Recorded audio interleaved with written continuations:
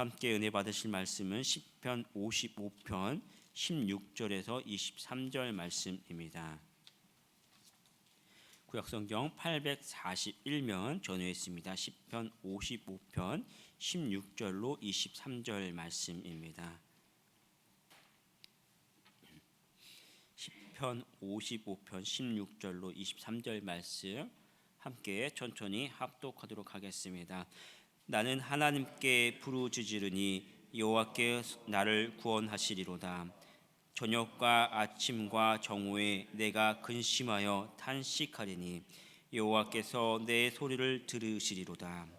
나를 대적하는 자 많더니 나를 치는 전쟁에서 그가 내 생명을 구원하사 평안하게 하셨도다. 옛부터 계시는 하나님이 들으시고 그들을 낮추시리이다. 셀라. 그들은 변하지 아니하며 하나님을 경외하지 아니함이니이다. 그는 손을 들어 자기와 화목한 자를 치고 그의 언약을 배반하였도다. 그의 입은 우유 기름보다 미끄러우나 그의 마음은 전쟁이요 그의 말은 기름보다 유하나 실상은 뽑힌 칼이로다. 내 짐을 여호와께 맡기라. 그가 너를 붙드시고 위인의 요동함을 영원히 허락하지 아니하시리로다. 하나님이여 주께서 그들로 파멸의 웅덩이에 빠지게 하시리이다. 피를 흘리는 속이는 자들은 그들의 날에 반도 살지 못할 것이나 나는 주를 위지하리이다. 아멘. 함께 봉독한 말씀을 중심으로 고통 속에서 얻은 교훈이라는 제목으로 은혜를 나누도록 하겠습니다. 오늘 우리가 함께 읽은 이 시편 55편의 이 표제를 보면 다윗의 마스길이라고 파란색으로 이제 표시가 되어 있죠. 이 마스길이라는 것은 교훈이라는 그 의미를 갖고 있습니다. 다시 말하면 다윗의 인생에서 배운 그 신앙의 교훈을 시로 이야기한 것이죠. 이 내용을 보면 다윗이 그 가장 친한 친구에게 배신을 당합니다. 그래서 가장 친한 친구이기 때문에 어느 때보다도 위급한 그 상황 속에서 이제 시로 이제 교훈을 남긴 것이죠. 12절 13절을 보면 이렇게 기록을 합니다. 같이 한번 읽어볼게요. 나를 책망하는 자는 원수가 아니라 원수일진데 내가 참았으리라. 나를 대하여 자기를 높이는 자는 나를 미워하는 자가 아니라 미워하는 자일진데 내가 그를 피하여 숨었으리라. 그는 곧 너로다. 나의 동료, 나의 친구요, 나의 가까운 친구로다. 대략 이제 이 말씀을 읽을 때 좀 의미가 다가오지요. 나를 배반했던 자가 원수다라고 이야기를 하는데 제가 새 번역 성경에서 이렇게 찾아봤더니 더 쉽게 표현을 합니다. 제가 읽어드릴게요. 나를 비난하는 자가 차라리 내 원수였다면 내가 참고 견딜 수 있을 것이다. 나를 미워하는 자가 차라리 자기가 나보다 잘났다고 자랑하는 내 원수였다면 나는 그들을 피하여 숨기라도 하였을 것이다. 그런데 나를 비난하는 자가 바로 너라니 내 동료, 내 친구, 내 가까운 벗이라니 이렇게 기록하고 있습니다. 훨씬 더 쉽게 이야기하죠. 나를 비난하는 사람, 나에게 책망한 사람, 나를 죽이려는 사람이 내 원수였다면 내가 피하고 도망갔을 텐데 그것도 아니고 바로 너, 내 친구라니 참 충격적이다. 이제 이렇게 이야기하는 것이죠. 성경에서 이 다윗의 친구라는 사람들을 보면은 그 다윗의 인생을 보면 다윗은 항상 전쟁 속에서 계속 도망 다녔죠. 그때 그 자신의 그 전장에서 생사를 같이 했던 사람들이 다윗의 친구였던 사람들이고, 또 그가 다윗이 왕이 되었을 때 국가를 세웠을 때는 그 친구들, 자기와 생사를 같이 했던 그 사람들을 그 다윗 그 국가의 어떤 중직으로 세워서 참모들과 또 그 장수들과 이런 사람들로 세웠던 그 사람들이죠. 목숨을 같이 했던 그런 사람들, 가장 가까웠던 그 사람들인데 결국은 그 가장 가까운 사람들이 자신을 배반했다라는 것입니다. 그러니까 어느 때보다도 가장 뼈아픈 그 고통을 경험하게 되고, 또 그러면서도 가장 위기, 심각한, 자신을 다 알고 있으니까 심각한 위기, 그런 아픔과 위기 속에서 이 신앙의 교훈을 남긴 것이 오늘 이 시편 55편이 되는 것이죠. 이 정황상으로 봤을 때 이 학자들이 사무엘하 16장 17장에 있는 어떤 그 아히도벨이 그 아들 압살롬과 반역했을 때가 아니냐라고 이제 추측을 하고 있습니다. 특별히 이제 이 아히도벨이라는 사람은 굉장히 지략이 머리가 좋아서 지략이 뛰어나서 이 다윗의 고문과 같은 그 역할을 했고, 그런 말 중에 한 가지가 뭐냐면 아이도벨의 계획은 하나님의 말씀과 같다라고 할 정도로 그 계획이 굉장히 뛰어났던 그런 사람입니다. 근데 그런 지략적인 사람이 배신을 했을 때 얼마나 다윗이 충격적이었을 테고, 또 상황상으로 보면은 뭐 다윗이 어디로 도망가고 어떻게 할 것인지 이미 앞날을 뻔히 다 들여다 보니까 굉장히 좀 그 심각한 그런 상황에 있죠. 절박한 상황입니다. 그때의 심정을 오늘 4절 5절에서 이렇게 표현을 하는데요. 같이 한번 읽어 보겠습니다. 내 마음이 내 속에서 심히 아파하며 사망의 위험이 내게 이르렀도다. 두려움과 떨림이 내게 이르고 공포가 나를 덮었도다. 너무 충격적이어서 벌벌벌벌 떨고 있는 그런 상황을 이제 잘 묘사를 하고 있죠. 특별히 내 마음이 내 속에서 심히 아파하다라고 이렇게 표현을 하는데, 우리말로 보면은 이런 상황에 어떻게 표현합니까? 여러분 그 친구에게 배신을 당했을 때 그 마음 아파하는 걸 뭐라고 표현합니까? 쉽게 이제 간단하게 표현하면 가슴이 아프다, 마음이 아프다, 조금 심각한 상황이면 뭐 심장이 터질 것 같다, 우라통이 터진다 이렇게 표현을 하죠. 우리말로 하면은 이렇게 마음이 아픈 것을 마음, 심장, 가슴 이런 것에 이제 비유를 하고 있는데, 이 유대인들은 뭐라고 표현하냐면 내장이라고 표현합니다. 이 배, 내장이 뒤틀린다라고 이제 표현을 합니다. 그래서 이 내 마음이 속에서 아파다라는 것은 내장이 뒤틀리는 그런 상황 어떻습니까? 여러분 가끔 배 아프면 굉장히 막 찔리는 것 같고 아프고, 그 가끔 이게 주변에 보면 그 맹장이 터진다라고 하죠. 맹장염 이런 거 보면 굉장히 막 그 심각한 고통 속에 있는 그런 모습을 아는데, 내장이 뒤틀리는 그런 고통 굉장히 고통스럽고, 그러니까 친구로부터 배신을 당하니까 그만큼 심각하게 너무너무 고통스럽고 우랄통이 터질 것 같고, 그러면서도 상황은 굉장히 내 목을 졸라오는 어떤 위급한 심각한 고통스러운 그런 상황을 오늘 4절 5절에서 표현을 하는 것이죠. 가장 가까운 친구가 배신하고 또 죽이겠다고 쫓아올 때 어떻습니까?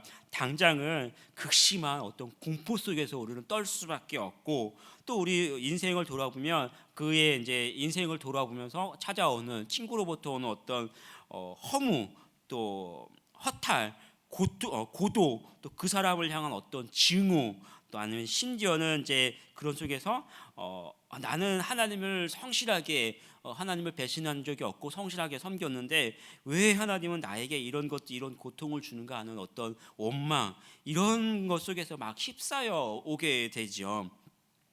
그런데 그런 상황 속에서 우리는 그렇게 나가는데, 오늘 다윗은 어떻게 표현합니까? 그런 상황 속에서 하나님을 찾았다라는 것이죠. 본문 1절 2절을 보면 이렇게 기록을 합니다. 같이 한번 읽어보겠습니다. 1절 2절. 하나님이여 내 기도에 귀를 기울이시고 내가 간구할 때 숨지 마소서. 내게 굽히사 응답하소서. 내가 근심으로 편하지 못하여 탄식하오니. 바로 원망과 증오 속에서 하나님을 찾았다라는 것이요. 하나님이여 내 기도에 귀를 기울이시고 내가 간구할 때 숨지 마소서. 바로 그때 하나님을 찾고 기도했다라는 사실입니다. 원망과 증오 속에서 하나님을 찾을 수 있는 것, 또 기도할 수 있는 것, 이게 뭡니까? 바로 이게 신앙의 모습이죠. 우리는 이런 상황이 다가올 수 있습니다. 그때 포기하지 않고 바로 그때 우리 하나님을 향해서 기도할 수 있는 우리 성도들이 되길 축복합니다. 16절을 보면 나는 하나님께 부르짖으리니 여호와께서 나를 구원하시리로다라고 하나님을 확신하고 있습니다. 당장 적은 죽이겠다고 하지만 하나님께 기도할 때 하나님께서 도우시고 또 구원하실 것을 신뢰했습니다. 이 다윗의 인생을 보면은 굉장히 많은 전쟁 속에 있었죠. 그때 심지어는 이 사울이 누굽니까? 사울은 다윗의 왕이고 뭐 항상 죽이려고 했던 사람이었지만 그의 인간적으로 보면은 장인이 되잖아요. 자기의 그 장인이 듣던 그 사람인데도 자신을 죽이겠다고 쫓아옵니다. 수없이 많은 그 생사의 어려움이 있었고 또 그때마다 하나님의 자신을 지키는 그런 경험을 굉장히 많이 했었죠. 그래서 지금도 그 하나님이 구원하시리라는 것을 자신의 인생 속에서 경험해서 잘 알았고 지금도 그 하나님을 고백하게 됩니다. 우리도 그렇죠. 여러분의 인생 속에서 여러분을 구원하신 그 하나님을 여러분이 아십니까? 모르십니까? 익히 잘 알고 있죠. 나를 위해서 예수 그리스도께서 십자가에 죽으시고 또 내가 인생 속에서 때로는 정말로 말 못한 고통, 어떤 오늘 본문과 같이 심지어는 내 친구, 내가 가장 가까운 사람들에게 배신을 당했고 또 사업이 망하고 심지어는 내가 죽을 뻔한 어떤 큰 질병과 아픔을 경험했고 사람들이 다 나를 떠난 적도 있었는데 어떻게 할 수 없었는데 그때에도 하나님은 나와 함께 하셨던 것을 언제 알았어요? 여러분의 삶 속에서 경험해서 알았잖아요. 우리는 인생을 살면서 그렇게 힘들 때가 계속해서 찾아와요. 계속해서 없는 게 아니에요. 평안할 때가 아닌데 바로 그때 다시 한번 우리가 일어나서 하나님을 찾고 그때 내 삶 속에서 오셨던 그 하나님을 다시 한번 의지하면서 하나님 앞에 나아가고 기도하면서 다시 한번 이 기도 속에서 그 하나님을 붙들고 신뢰하고 또 한번 우리 삶 속에서 그 하나님을 경험해서 나아가라는 것입니다. 사도 바울이 그렇게 이야기하죠. 내 인생에서 돌아볼 때 그리스도를 아는 지식이 가장 고상하다. 내가 그 지식 때문에 내 인생에 가진 모든 것을 다 배설물로 여기고 표대를 향해서 그리스도를 향해서 쫓아 나간다라고 이야기합니다. 이 말씀이 물론 1차적으로는 그리스도께서 우리를 위해서 그 구원하신 그 구원의 그 지혜가 가장 고상하다라고 이야기하지만 더 깊이 살펴보면 어떻습니까? 우리의 삶 속에서 예수님이 실질적으로 살아 역사하시고 그분이 그 섭리에 대한 그 경험을 알아가고 경험하고 알아가라는 것이죠. 결국은 환난 속에서 그리스도를 더 깊이 알아가고 우리가 또 그분을 경험했을 때 나의 정말 죽을 것만 같은 이 모든 것이 터질 것 같고 죽을 것만 같은 그 속에서 내 삶 속에서 정말 깊이 관여하시고 역사하시는 그 하나님을 알아갔을 때 우리 인생 속에서 터져 나오는 그 찬양이 바로 여러분의 삶의 찬양이 되어야 합니다. 17절을 보면 이렇게 이야기합니다. 같이 한번 읽어보겠습니다. 저녁과 아침과 정오에 내가 근심하여 탄식하려니 여호와께서 내 소리를 들으시리로다. 우리는 흔히 표현하면 아침부터 저녁, 아침부터 밤까지라고 표현하는데 이 사람들은 저녁부터 아침이라고 이렇게 표현을 합니다. 그래서 저녁과 아침과 정오, 다시 말하면 하루 종일 근심하면서 근심만 하는 것이 아니라 신음만 하는 것이 아니라 하루 종일 신음하면서 그 표정으로 그 심정으로 하나님 앞에 나아가 기도했다라는 사실입니다. 기도할 때 어떻게 변합니까? 기도했으면 그 하나님 계속해서 기도하는 가운데 결국은 그 기도 끝에 하나님이 나와 함께 하실 것이다라는 확신이 찾아오고 확신 속에서 하나님을 붙들고 하나님 앞에 더 응답해 줄 것을 우리 확신하면서 기도하는 것이죠. 우리가 힘들 때 고통스러울 때 간절히 기도할 때 하나님을 들으시고 우리를 안타깝게 여기시고 반드시 응답해 주십니다. 18절을 보면 이렇게 표현합니다. 같이 읽어보겠습니다. 나를 대적하는 자 많더니 나를 치는 전쟁에서 그가 내 생명을 구원하사 평안하게 하셨도다. 어떻게 하셨어요? 평안하게 하셨도다. 상황을 보면 어떻습니까? 아직 평안하지 않을 때예요. 상황을 보면 원수가 나를 죽이겠다고 내 친구가 나를 죽이겠다고 목을 죽여오는 그때에 18절을 보면 바로 그때에 전쟁에서 그가 내 생명을 구원하사 평안하게 하셨도다라고 이미 앞을 내다보면서 확신 속에서 선언하는 그런 말씀입니다. 상황을 보면 굉장히 고통스럽습니다. 괴롭습니다. 그런데 그런 속에서 내 생명을 구원하사 평안하게 하셨다라고 이 벌어질 일로 말하고 있는 것이죠. 그래서 지금 나의 생각이 어떻습니까? 두려움, 고통, 원망이 아니라 평안하다라고 이야기합니다. 바로 이 평안을 우리가 경험하는 것이죠. 모든 것이 안정돼서 평안한 것이 아니라 우리 인생에서 수없이 찾아오는 그 어려움과 고통 속에서 앞을 내다보면서 하나님이 나를 도우실 그 모습을 바라보면서 내다보면서 느끼는 그 평안을 우리가 누릴 줄 알아야 합니다. 예수님께서 십자가에 죽으셨을 때 어떻습니까? 제자들은 두려워했어요.